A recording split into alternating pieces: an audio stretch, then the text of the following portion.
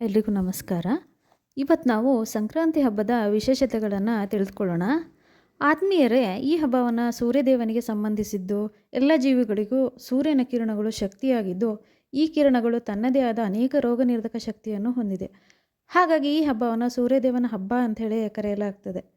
ಅಲ್ಲದೆ ಈ ಹಬ್ಬವನ್ನು ಸುಗ್ಗಿಯ ಕಾಲವೆಂದು, ಸುಗ್ಗಿ ಹಬ್ಬ ಅಂತಂದೇಳಿ ಕರಿಬೋದಾಗಿದೆ. ಸಂಕ್ರಾಂತಿ ಹಬ್ಬವನ್ನು ನಮ್ಮ ದೇಶದಲ್ಲಿ ವಿವಿಧ ಭಾಗಗಳಲ್ಲಿ ವಿಶೇಷ ಹೆಸರುಗಳಿಂದ ವಿಶಿಷ್ಟವಾಗಿ ಆಚರಣೆಯಲ್ಲಿರೋದನ್ನು ನಾವು ನೋಡ್ಬೋದಾಗಿದೆ. ಕರ್ನಾಟಕದಲ್ಲಿ ಸಂಕ್ರಾಂತಿ ಎಂದು, ಗುಜರಾತ್ನಲ್ಲಿ ಉತ್ತರಾಯಣವೆಂದು, ತಮಿಳುನಾಡಿನಲ್ಲಿ ಪೊಂಗಲ್ ಎಂದು, ಹಿಮಾಚಲ ಪ್ರದೇಶ, ಹರಿಯಾಣ ಮತ್ತು ಪಂಜಾಬ್ನಲ್ಲಿ ಲೋಹರಿ ಎಂದು ಕರೆಯಲಾಗ್ತದೆ. ವೇದಗಳ ಕಾಲದಿಂದಲೂ ಕೂಡ ಶುಭ ಕಾರ್ಯಗಳಿಗೆ ಮುಹೂರ್ತವನ್ನು, ಕಾಲವನ್ನು, ಗ್ರಹಗತಿಗಳು ಮತ್ತು ಅವುಗಳ ಸ್ಥಿತಿಗತಿ, ರಾಶಿ, ನಕ್ಷತ್ರ, ಗ್ರಹಣ, ಶುಭಾಶುಭ ಫಲಗಳನ್ನು ನೋಡಿ ಹಬ್ಬ ಹರಿದಿನಗಳನ್ನು ಋತುಗಳಿಗೆ ಅನುಸಾರವಾಗಿ ಲೆಕ್ಕಾಚಾರ ಹಾಕಿ ಆಚರಿಸಲಾಗುತ್ತದೆ.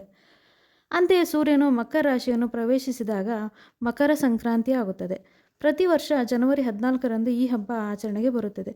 ಈ ಕಾಲವನ್ನು ಉತ್ತರಾಯಣ ಕಾಲ ಅಥವಾ ಸೂರ್ಯ ಉತ್ತರ ದಿಕ್ಕಿಗೆ ಪ್ರಯಾಣ ಬೆಳೆಸಿದನೆಂದು ಸೂಚನೆಯಾಗಿರ್ತದೆ. ಭೂಮಿಯ ಉತ್ತರಾರ್ಧಗೋಳದಲ್ಲಿ ಚಳಿ ಮತ್ತು ಬೆಚ್ಚನೆ ವಾತಾವರಣ ಆರಂಭವಾಗುತ್ತದೆ. ಬೆಳೆ ಮತ್ತು ಬೆಳೆಗಳು ಕಟಾವಿನ ಕಾಲ ಕೂಡ ಆಗಿರುತ್ತದೆ. ಮಕರ ಸಂಕ್ರಾಂತಿ ಹಬ್ಬದ ವಿಶೇಷತೆಗಳನ್ನು ನಾವೀಗ ತಿಳಿದುಕೊಳ್ಳೋಣ. ಭಗೀರಥ ಗಂಗೆಯನ್ನು ಭೂಮಿಗೆ ತರಿಸಿದ ದಿನವಾಗಿರುತ್ತದೆ.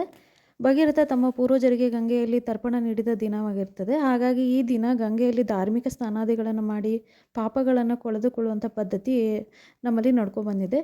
ಶ್ರೀರಾಮ ರಾವಣನನ್ನು ಸಂಹರಿಸಿ ಸೀತೆಯನ್ನು ಕರೆತಂದ ದಿನವಾಗಿದೆ. ಭೀಷ್ಮರು ಈ ದಿನಕ್ಕಾಗಿ ಕಾದು ತಮ್ಮ ದೇಹವನ್ನು ತ್ಯಜಿಸಿರ್ತಾರೆ. ಕಾರಣ ದಕ್ಷಿಣಾಯನದಲ್ಲಿ ಮುಚ್ಚಿದ ಸ್ವರ್ಗದ ಬಾಗಿಲು ಈ ಉತ್ತರಾಯಣದಲ್ಲಿ ತೆರೆಯುತ್ತೆ ಅಂತ ಹೇಳಲಾಗುತ್ತದೆ.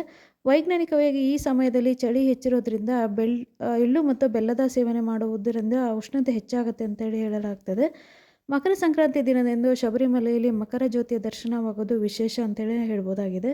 ಈ ದಿನ ಅಯ್ಯಪ್ಪ ಸ್ವಾಮಿಯ ಭಕ್ತರಿಗೆ ಬಹಳ ವಿಶೇಷದ ದಿನ ಆಗಿರುತ್ತೆ.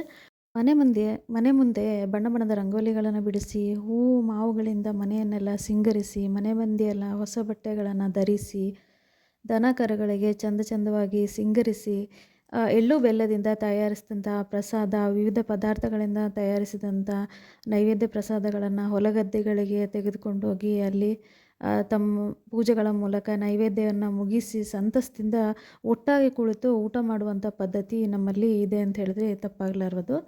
ಎಳ್ಳು ಬೆಲ್ಲವನ್ನು ಕೊಬ್ಬರಿ, ಹುರಿಗಡಲೆ, ಕಡಲೆಕಾಳು, ಎಳ್ಳು, ಬೆಲ್ಲ, ಕಬ್ಬು, ಸಕ್ಕರೆ ಹೆಚ್ಚಿ ಇವೆಲ್ಲನ ಸೇರಿಸಿ ವಿಶೇಷವಾಗಿ ಎಳ್ಳು ಬೆಲ್ಲವನ್ನು ತಯಾರಿಸ್ತಾರೆ. ಹೀಗೆ ಕರ್ನಾಟಕದಲ್ಲಿ ಸಂಕ್ರಾಂತಿ ಹಬ್ಬವನ್ನು ವಿಶೇಷವಾಗಿ ಆಚರಿಸಲಾಗುತ್ತದೆ.